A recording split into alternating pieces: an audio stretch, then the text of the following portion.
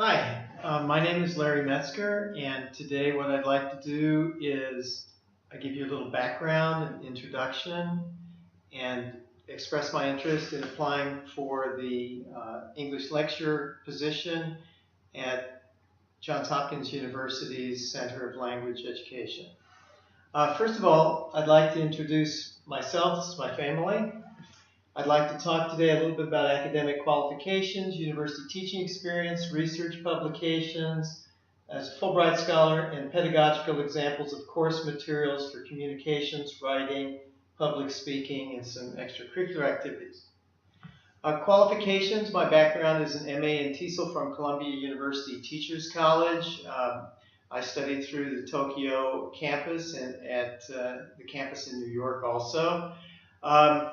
I did another master's degree before that at the University of Kansas in Soviet area studies, focusing on history, political science, and philosophy. The bachelor's degree, which that was based on, is in Russian language and literature, where I focused on Vladimir Solovyov.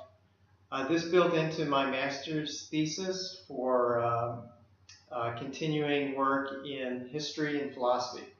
While I was at the University of Kansas, I did my degree in Soviet and East European Studies building. I was the president of Bettenfeld Scholarship Hall. I was the chairman of the Student Rights Committee, FLAS grant recipient. And then a few years later, based on that, I received a Fulbright scholarship to study under the Polish national historian at the Jagiellonian University in Krakow, where Copernicus was. And later I was coordinator of the Fulbright program in Ukraine in the early 90s. Right now, in terms of teaching experience, I'm teaching in Kazakhstan here at Nazarbayev University. The courses I've developed on Moodle are academic writing for graduate students, academic communications, and accent reduction, and the other one is in public communications. The students that I teach are pictured here. These are the education master students. And this is the cohort for this year with some other fellow teachers that I work with. We just finished here. While here, I've been the judge the past 2 years for the Toastmasters group, and for the American Corner, I work with Fulbright students and other ELF faculty as a judge for the spelling bees. During summers, I teach at UC Berkeley. The last 3 years, I've taught academic writing, integrated skills, film and historical critique, academic communications, advanced vocabulary, and this year I'll be teaching human rights. These are some of my students from the beginning intermediate group, mostly from mainland China, last summer at UC Berkeley. They're a very good group. This year I'll be doing some more work with students at that level. While I was in the Middle East for 9 years, I wrote some grants. This is the Middle East Partnership Initiative grant, which I wrote for Qatar University while I was teaching there and developing courses for their post-foundation program in foreign affairs. This is the action plan, which I set up through the U.S. State Department and U.S. Cultural Attaché. We began to implement the grant for female leadership in the Student Senate.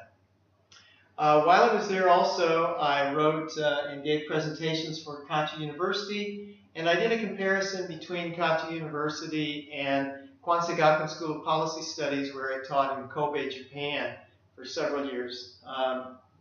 While I was in Oman, something else I did was I wrote a Middle East grant in education on how to integrate critical thinking into teachers' beliefs and methodologies for Sultan Qaboos University. This fit within the Omanization process for the country, where critical thinking skills were positively correlated to student employment and career success. And I showed how this could be done with some of the applied linguistics courses. Here at Nazarbayev University, I don't expect you to read this, but this is just an overview of the syllabus, which I helped to develop with the knowledge, skills, and strategies and learning outcome objectives for academic communications. Much of the phonology, the suprasegmental, and the segmental work I did with students is based on this. We had 2 semesters. I developed an audio log system using MP3 files, which are submitted through Moodle. The students were then critiqued They could use different thematically based listenings that were academic, from which to provide critical reflections, and then to exhibit their ability in listening comprehension, finding main ideas, and also expressing this. The rubric which I developed for their summaries included critical reflection, vocabulary, academic and language delivery, and academic language, grammar, and register. All of these elements contain phonological components as well. Well, in terms of accent reduction course, the students came in with a heavy Russian and Turkic Kazakh accent. So questions of how to improve their accent, what are hard words to pronounce, and other problems came up often. I focused on areas like basic sentence stress and word emphasis in English, looking at how the intonation patterns vary depending on what the structure of questions and responses are. Research shows 70% are suprasegmental features and 30% segmental. So I focused on syllables, word stress, basic sentence strengths, prominence, and thought groups along with intonation patterns to improve the student's ability. Some of the textbooks we use look like they would be also very good for your teaching assistants at Johns Hopkins University. Gorsuch's book, Janice Smith is another excellent one that we've used elements from in the program here. Now, in terms of rhythm in English, looking at what are stressed words and unstressed words are important. Focusing on nouns, verbs, adjectives, and adverbs. Doing exercises like these were also a part of what students did. In addition to technological elements such as the visual thesaurus, using the academic word list, integrating the two so that it has an exponential effect on the students' written and spoken abilities in the higher level vocabulary. To develop sentence use and structure, I used the academic collocation list and the COCA, Corpus of Contemporary American English, as well, along with using elements like the phonemic alphabet. The IPA is something that was like a foreign language for students, but it was helpful for most of them to learn how to integrate that to improve errors in their pronunciation and speech.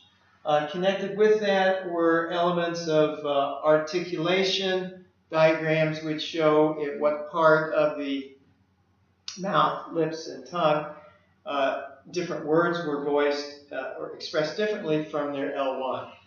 Now, in terms of my syllabi for public speaking, I developed one for UC Berkeley, which I've taught for a few years. It has oral presentations. Students are able to use the Canvas substrate with modules that are integrated and systematically build their skills in an intensive format. At Nazarbayev University, I developed the academic writing course here for the entering graduate master's students. I also developed everything connected with the literature review, some of the elements of case studies and genre analysis. Now, one example of a course lesson plan that I developed for the master's students in communications here relied on relevance and concision in how to conduct academic interviews. To help the students to become more concise and to develop a type of rhythm, I used elements of haiku to show how brevity and accuracy can be used to take dry lessons for vocabulary acquisition and make them into 5 and 7 and 5 syllable rhythms that had a certain meaning. So the collocation aspect and having a deeper meaning to the context was something students could work with. They could be creative, and so these are some of the elements, like in the night twilight, only the mushrooms are bright, reflecting the moon. Elements like this were used with handouts integrated with PowerPoints. And I used the academic word list, which I showed earlier, this case sublist 9, with a haiku worksheet to allow students to work individually and together to create their own poems and then share them. And then we would work on the phonology and then some of the intonations that would be with that also.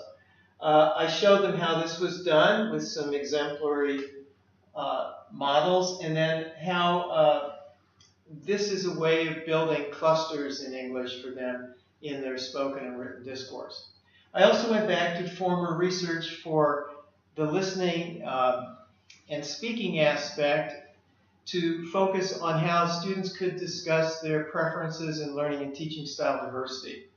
I went back to Jung, some work I had done when I was in Japan. I was coordinator of academic writing program. At that time it was computer assisted. I wrote a research article and I published the results for 433 students.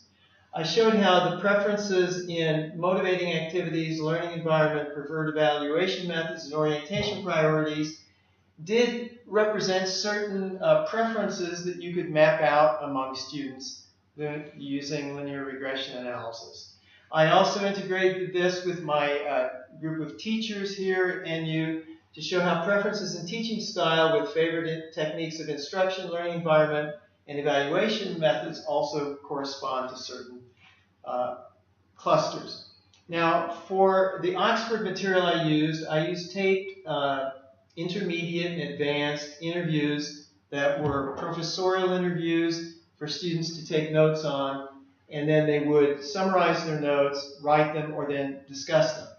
They learned how to go through perspective and stance, how to recognize these elements and phrases along with signposting to make their communications more fluid and academic. The worksheets I developed always followed after students had a chance to work together in a task-based approach with a content thematic focus to then look at the answers and compare. Well, this is a little background of my family in Japan. My two sons, my wife, they're in Beaverton, Oregon. While I'm here in Kazakhstan, I'm completing my semester here. And this is my extracurricular activity along with icon painting. Thank you very much for listening and viewing. Please let me know if you have any questions. You'll be able to look through this material connected with the link that I give you to Google Docs. Thank you very much.